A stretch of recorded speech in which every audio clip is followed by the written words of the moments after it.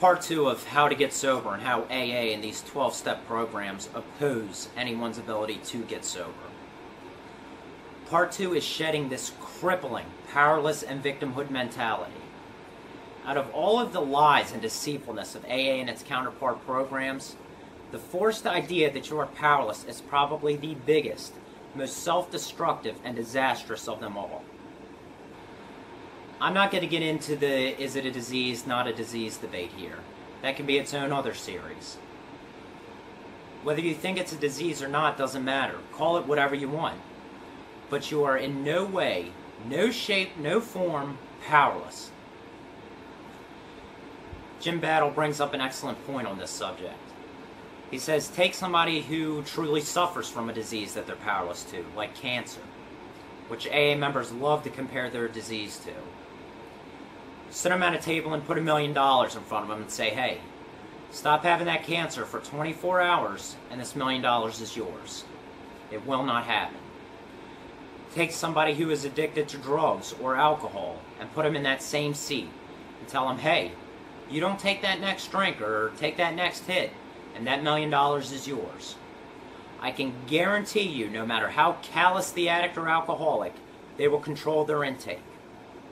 Suddenly, with the right amount of incentives and motivation, you are no longer powerless. I can't think of anything more self-destructive than teaching these people that they're powerless. Teaching these people that they're powerless when they're really not is teaching them to not even try and stop or to give in to temptation because they think, oh, well, relapse is just part of the disease. I'm powerless. Nothing I can do. Rather than build these people up, these AA cults only break people down, teaching them they're powerless and victims of their disease.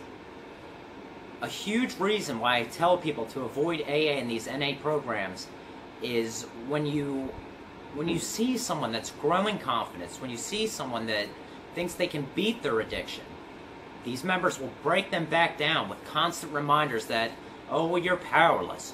You need to go refine your humility. Remember, you have no control over your disease. I remember a story in Outpatient where the counselors barely said a word and the AA members ran the groups. A man came in and objected the powerless idea. For an hour, I watched these members belittle and degrade this man until being coerced into believing he was powerless. Well, you're a terrible father, right? Well, no, I think I was pretty decent. No, you did this and that. You're a terrible father. You're terrible at your job, right? Well, no, I think I was pretty decent. No, you did this and that. You're terrible at your job, too. Just to prove a point of powerlessness. How many people do you think have went out and killed themselves and others because of falling into this mindless trap? People who've went out and used for the last time, all because they were told, oh, you're powerless to your disease, you have no control. Or a drunk driver who went out and killed a family for listening to the same thing. If you look into these big-name rehabs who are raking in millions due to return customers, they love to push the mentality that their patients are powerless. With this mentality of powerlessness comes the mentality of victimhood. Every single day in rehab, we had to preach that we are powerless to our disease, that we are just victims of our disease, pawns of our disease. You can see the victimhood in these meetings simply by the amount of complaining.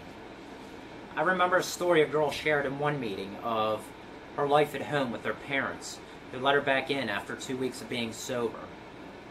She described how her parents pressure her too much because they would tell her to go get a job and clean up the house and make sure she checks in on time. She then went on to describe how her parents are unreliable because they wouldn't watch her son while she went out to AA meetings every night. To add to this, her sponsor came up to console her by telling her that her parents just don't understand the disease. They don't understand that she needs to make meetings every night to keep her disease in remission, that her parents too suffer from the disease.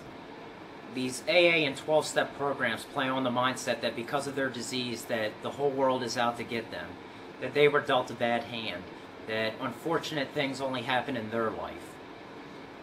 You can cut the narcissism with a knife in these rooms, it's so thick. The sooner you get rid of this mentality, the sooner you will realize how much control of your life you actually have. The sooner you shed this toxic, self-destructive mindset that you are powerless or you are a victim, the sooner you will come to realizing how much control over your brain you actually have. And that'll lead us into the next video. I'll see you next week.